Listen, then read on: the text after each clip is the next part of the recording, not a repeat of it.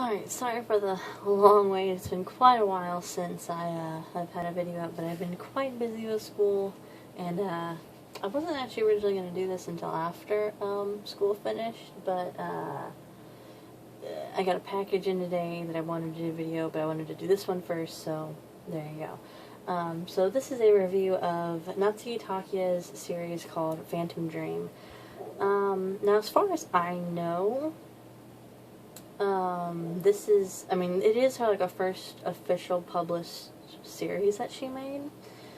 I don't know, however, if, like, some of the short stories that were included in the Songs Make You Smile book, if some of them might have come before Phantom Dream, but all I know for sure is that this is her first official, work that she did, and it's interesting to say the least. I have some interesting comments to make on it. There are definitely, in particular, there's one chapter. There's some things in here that you definitely see the early influences of Natsuki Takaya and what later kind of little things that you see improved upon later in Fruits Basket.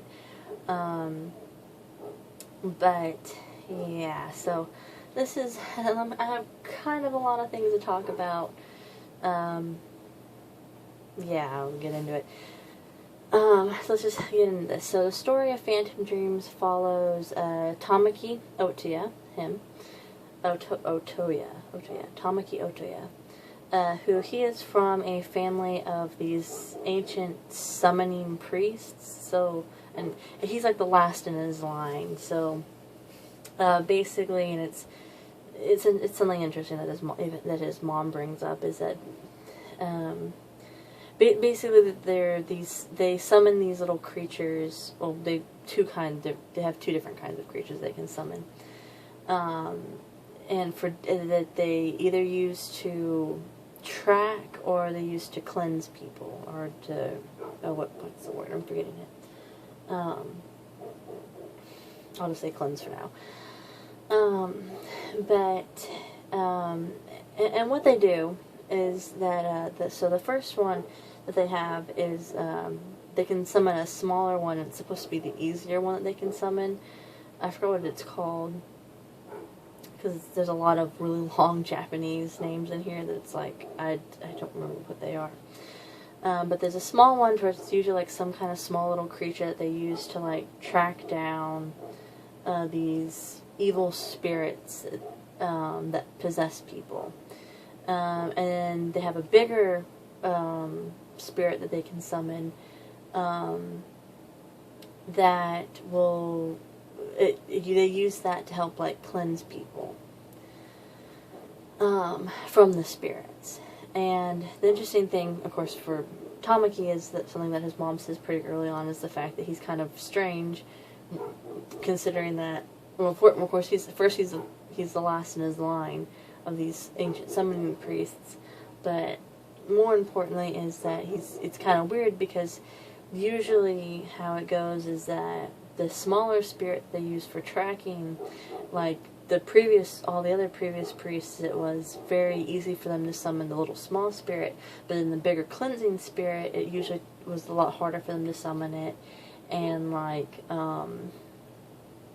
it took a lot more concentration stuff to try to summon it so they could cleanse people. While for Tamaki, it's kind of the opposite, to where he can very easily summon the big spirit, but he has trouble summoning his little spirit. And I'll get into that a little bit more in a bit, but I'm going to continue kind of explaining the story. So he has a childhood friend who's also his girlfriend named Asahi. And basically the whole point is that as he is a priest, and he doesn't really care much for being a priest. He doesn't really like it. He doesn't really like the responsibility of having to go out and cleanse people. He doesn't like that. He doesn't like having that being a burden to him, being something that he has to do. But basically what it is these evil spirits, whatever, that possess people are called Jakis. And what they are is that, like, whenever, basically they're these and how jockeys, or at least how you're initially told how jockeys are formed, or they're the negative, all the negative and bad emotions of people that they go out and they'll possess someone. And so, in the first chapter of Phantom Dream, you're kind of introduced to all this, but at the same time you're also introduced to a childhood friend back in, I guess, Asahi's and Tamaki's, like, elementary school days, that gets transferred into their high school, and she's kind of acting strange, like, sometimes she'll act really nice and very sweet, but then other times she'll just burst out and be, like, extremely violent and destroying things and hurting people and such. What they discover is, of course, that she's being possessed by a jockey. And initially what you're kind of led to believe is that I guess she had a twin sister who died, and that it's supposed to be like, oh, she's being possessed by the negative emotions of her twin sister or whatever. But then you actually find out that it's actually, like, this is all within chapter 1, mind you, because these chapters are really long, that it's not her sister's negative emotions that turn into a jockey that's possessed her. It's actually her own negative emotions about her sister's death, because I guess she was kind of jealous of her sister that is possessing her.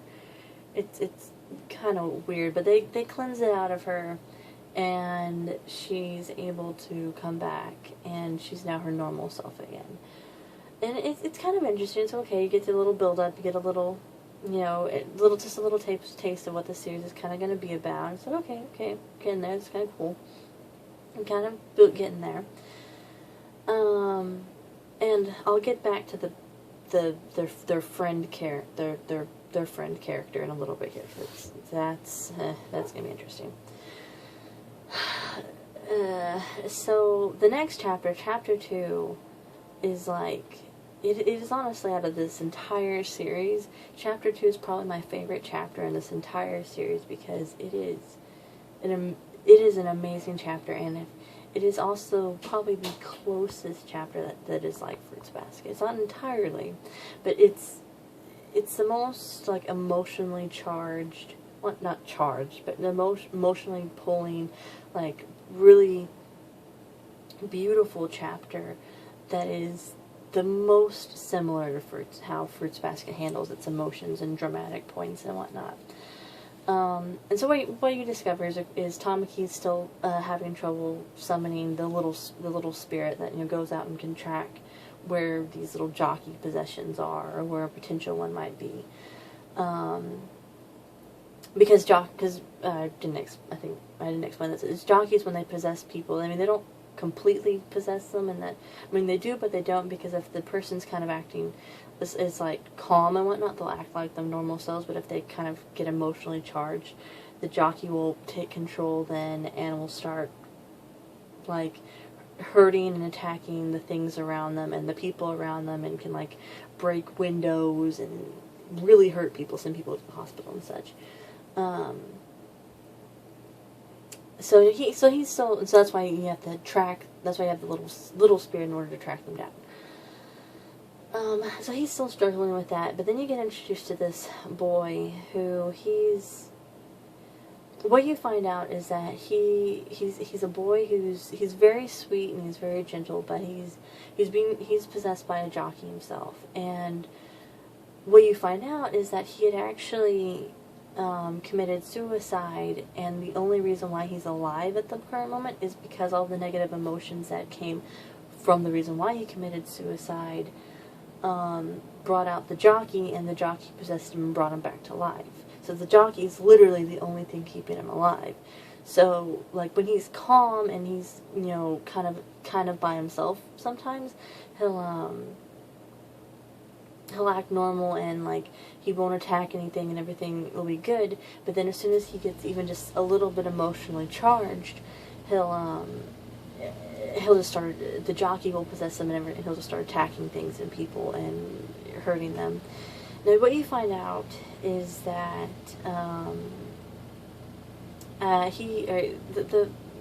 the whole reason why he committed suicide was because he really likes butterflies, okay? But he always felt like his dad, like, his dad kind of thought he was weird because of it and kind of distanced himself, and he got picked on and bullied a lot at school because he liked butterflies, and so that's why he ended up committing suicide.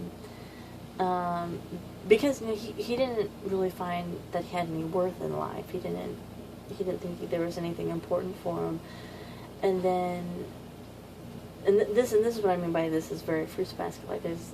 But it was only after that he had, you know, done this, after he committed suicide, and then was brought back to life by the jockey, that he found out that no, his dad really did care about him, and that there were people who really did care about him. And he did find a purpose, and he did finally find that, yes, that it was worth him being alive. But now it's kind of like he's dead because he's not really alive at this point now. He's being possessed by a jockey, and he's hurting all the people around him anytime he gets even a little bit emotionally charged. And so Tamaki comes in, and he finds this kid, and he has to, like, you know, you find this out, and Tamaki finds this out, and you find it out with him. And Tamaki is struggling because this is one of the things that he was really afraid of, because this is why he doesn't like being a priest, because it was like every time, you know, he kind of has this image of anytime the priest does their little job, if someone gets hurt, someone dies. And so that's why he himself doesn't like being a priest, even though he's like, he kind of has to, because he's lost in his line. So throughout the majority of the chapter, which again, this is all just within chapter 2 now, Tamaki's struggling going back and forth, going, as a priest, I should cleanse this boy to get rid of the jockey. But if I do so, he's going to die. But if I don't, he's going to continue hurting people, including the ones that he loves. But then if I do, he finally found that he has worth and that he had purpose in life. And if I cleanse him, that's going to be taking that away from him, and he's going to have to die. And it's just this emotionally gripping chapter, because it's like, what are they going to do? Are they going to find some kind of alternative to this? And what ends up being decided is that Tamaki has to make the hard decision and go, you know what, I have to kind of protect everybody, and the boy, even though he's like, I finally found my purpose, I finally found worth in life, but I understand. Anyway, sorry about that. Anyway, he finally found this purpose in life, but the boy goes, you know, I guess, but you know, this is the right thing, and this is the right thing for you to do, because if I can't control myself, I can't control this jockey, there's no way for me to do it, so you're gonna have to cleanse me, and I'm gonna have to die, but at least let me say goodbye to my parents. And that's what he does, and he finds that he finds that his father really actually did love him and cared for him. And so Tamaki cleanses the boy, and he and the boy, he cleanses the boy, the jockey, and the boy dies, because that was the only thing that was keeping him alive. And Tamaki is kind of very distraught about it and whatnot, but then, like, the next day, or kind of close to the end of the chapter, you know, the day or maybe a week later, something like that, and Tamaki is finally able to actually kind of start easily summoning his smaller spirit. And his smaller spirit, of course, is none other than a butterfly. So it's kind of very sweet, and it's very emotional. It's this very sweet chapter, and it's so emotionally gripping, and it's so beautiful. But then, at the same time, it's like, yeah, the rest of the series, from chapter 3 onwards, kind of goes in a completely different direction. Goes some completely different, which I would be fine with if they had only stuck to, like, the kind of the stuff that they do in the first 2 chapters a little bit longer. So what I mean by this is that you're introduced at the very end of chapter 2 slash throughout chapter 3 and then 4, which again, these are very long chapters, you're introduced to this character named Eiji. And what you find out is that the Otoya family and the, it's like Jakatsukai family, I don't know how to say it, but the family that Eiji is part of, that these two families are like, they've been rivals for thousands of generations, and that, you know, they've been, not really rivals, rivals wouldn't be the correct word, they've more been enemies for thousands of generations. And what you find out is that the Jakis are not actually, like, naturally made. They're not like, oh, these are just the negative emotions of people that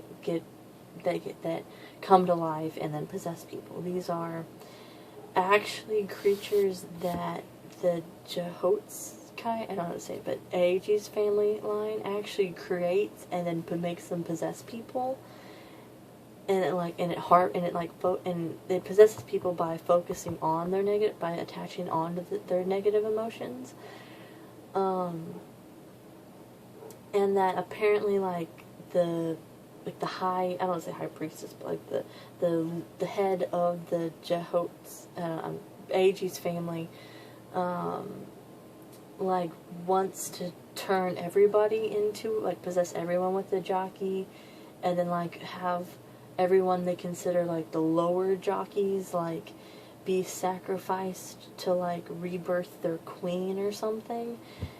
And it gets kind of weird, because then you find out that Asahi is actually like the reincarnation of the queen, and then she like joins their side, and so now she's like also trying to turn people into Jakis, and it gets really confusing. It gets really crazy. Yeah.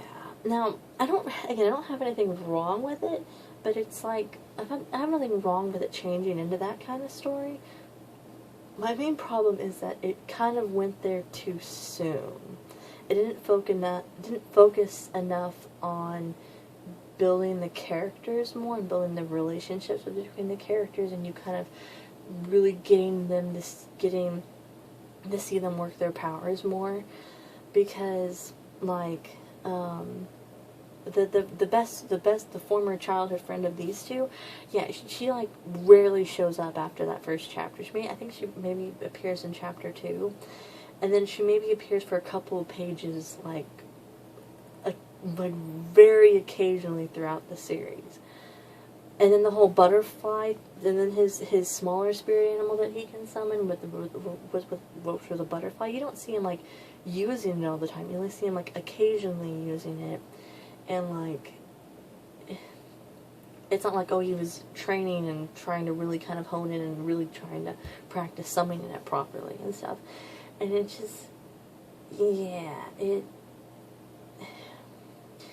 like, the series turns from more of this kind of semi-action, but more of this emotionally pulling drama series, into more of just a straight-up action and drama series that, unfortunately, has kind of bad pacing. Now, what I mean by bad pacing is that things go by really quickly, and they get resolved really quickly. And, like, because of that, there's like no tension to the story. There's no tension to the action. There's no tension to the drama. And like, you don't really feel connected with the characters. It's just, they're there, but then they don't. You know what I mean? It's just kind of weird, and it just doesn't feel right. You just don't feel any connection to them.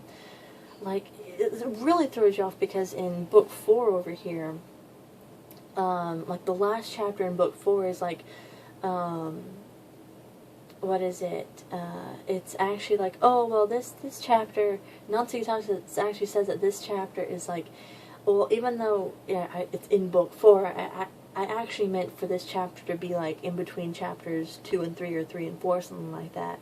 And what that that last chapter in Volume 4 is it's another somewhat similar chapter to chapters 1 and 2 in Volume 1, to where it's about like this artist who, you know, he feels like he can't he's not making any good paintings, and he's kind of depressed about it, and so he gets possessed by Jaki because of that. And then at the same time, while you're dealing with that, you're also dealing with the fact that Asahi, she actually lives with Tamaki and his family because her mom is like extremely abusive, and so, and her mom comes to visit, and you get to see the interaction between them, and it's just, again, it's this really emotionally gripping chapter. And when you contrast that chapter with the rest of this volume or the rest of the series, especially when it's put right back to back, you go, I wish there was more of that in there than what was going on in the remaining of the series, because the majority of the storyline in the series is just, it could have been good, I feel like, but it was just, it moved too quickly, and you didn't really get much of a connection to the characters. Like, if that chapter had been in Volume 1, and you maybe got a couple more chapters like that, and then they kind of slowly kind of transitioned into the storyline that's in the remaining of this series, or I say they, but if she'd done that, then it would have, I feel like it would have been better. I feel like I would have liked it more and enjoyed it more. But it doesn't do that. And a good example of what I mean in terms of like, because you get 2 chapters where you actually get some character development, some character building. You're kind of learning to slowly. You're still getting to know, used to the characters, still getting to know them, and you're kind of finding out who they are, and then you're immediately thrown into this drama action, and it's just like, and there's no tension to it or anything, and there's also very little comedy in this series. It's very kind of dry. There is some, but it's very little. But like, and what I mean by, like, you just don't, like, it just throws you too quickly into the action, is like, take, for example, of course, Natsuki Takaya's greatest manga, Fruits Basket, in that, so, in episode 6, or or 5, whichever one is, or chapter, where Toru has to go back to her grandfather's house, and it's got this really emotional moment and whatnot. So take that where you get this really kind of emotional and dramatic moment, and say put that like right after episode 2 or chapter 2, where it's like right as she's already, towards like, Toru met them and she's just starting to kind of get to know, Yuki and Kyo and Shigure, and if you like took that chapter where it's like, oh, she has to leave them now all of a sudden, that's what it kind of feels like, where it's just like, it just jumped forward, and it just like, you didn't really feel the connection. You didn't really see why everything was this way. You didn't really feel connected to the characters, and you didn't really feel the emotional grasp of the situation that they were in. And so that's why I say that's why I have the opinion of what I do. It's just, but you can see, again, like with chapter 2, and even a little bit in that extra chapter, not extra, but the last chapter in Volume 4, where it kind of jumps back to beginning of the series, where there was a lot of good points to it. There's a lot of potential for the series, but it kind of ended up falling flat. But again, this is Natsuki Takaya's first published work that she made, so it's understandable. And you do see a lot of you look at this, and then you look at even Tsubasa, Those with Wings, and of course Fruits Basket, and go, yeah, she made a lot of improvement. Fruits Basket definitely being her best. And it's interesting, and it's fun. So, overall, would I say I recommend the series? Probably not. I probably wouldn't necessarily recommend this series if you're just looking for another manga to read. I wouldn't even necessarily recommend it if you want to read another series by Natsuki Takaya, just because it's probably the weakest of all her series that she's made. But if you want to see like the improvement that she's made over time, then yeah, I'd say read it, or at least just read the first 2 chapters if you can, because and maybe the last chapter in Volume 4, because those actually are really good emotional chapters. At least in my opinion, they are. But other than that, If you are interested in picking up this series, I'd suggest waiting until Right Stuff. I suggest waiting off of Right Stuff during their Christmas/holiday sale, because they always have all 5 of these volumes, either singly, actually both singly and in a big pack, in a 5-pack, with all of them together, and they're usually very cheap. You just have to wait, because everything on Right Stuff during their Christmas holiday sale goes on. Everything that's in stock goes on sale. So that's where I got mine at. So with that being said, if you do want to pick up the series, that's where I recommend getting it at. And that during that time frame, you just have to wait a little bit.